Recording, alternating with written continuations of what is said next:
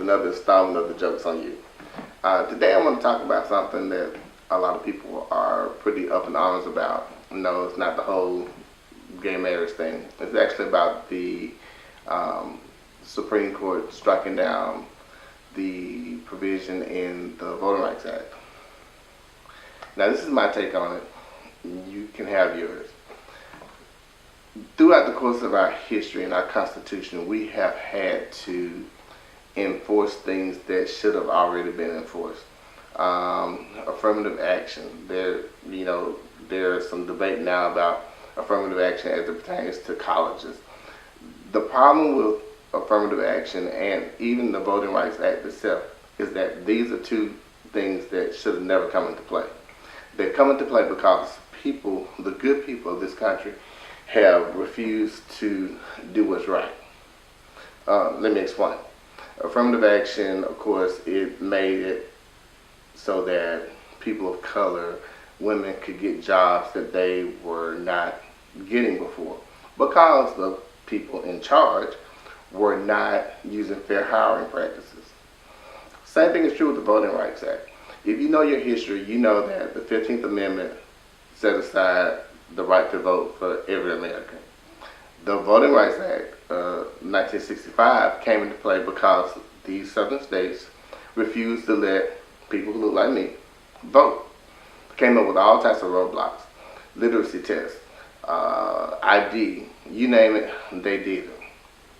So when the Supreme Court this week strikes it down, we get people who look like me acting like people who don't look like me, i.e. the Republicans who kind of make a big deal out of everything. For example, when Congress was trying to pass the Affordable Care Act, everywhere you look, Fox News, well, they're going to create death panels. People are going to die because of this insurance thing. None of that's not going to happen. None of that's going to happen. Just like they have not gutted the Voting Rights Act. They just took away the pre-clearance part. Now, we know that people who tend to make bad decisions have a history of making bad decisions.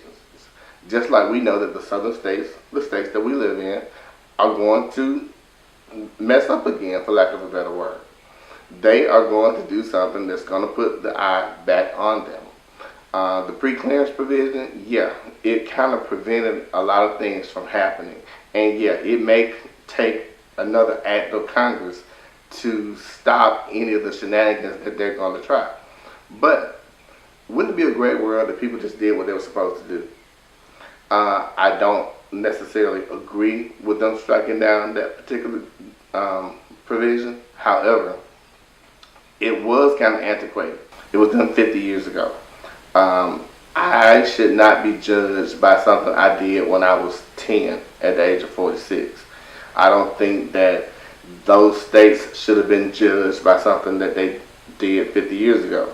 Congress should have retooled this act when they reauthorized it in 2006, which no one did. They just did a rubber stamp and went on with it. Which means one thing.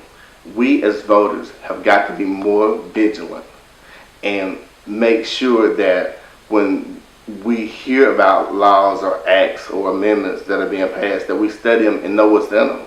It's really amazing to me that we could tell you what Stevie J had on last week on whatever show he's on, because I don't watch that crap. But all we got to do is hear one person say, oh, they gutted the Civil Rights Act, and there we go. You don't even know what the Civil Rights Act is. You don't even know why it came into being. So even if they had gutted the Civil Rights Act, we still have the 15th Amendment, which guarantees our right to vote. My friends, fellow Democrats, we cannot afford to act like our Republican counterparts. Everything cannot be made such a big deal of. And not that this isn't a big deal, because it is a big deal, but it's not the end of the world. like I said before, they're gonna mess up, and we're gonna catch them. Wouldn't it be a great world if we didn't have to worry about stuff like that? That's my take on it. What's yours?